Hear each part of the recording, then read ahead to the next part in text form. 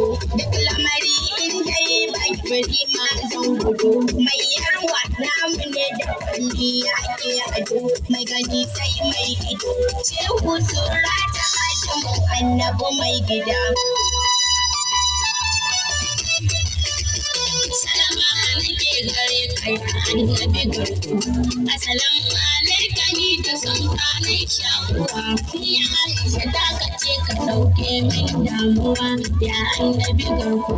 rayu da san ka ko ina ya mutu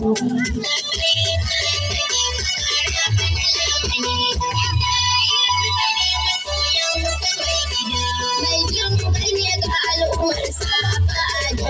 komai yana ina mutum samun sani mai yin yaman kashe fatun kakamuli yayin kiman hali kowa yana kasan kakai ne ba a gari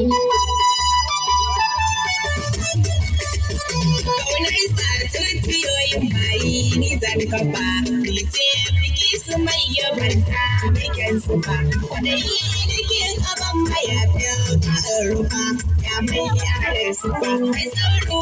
mai hira mai maruwa da sansafa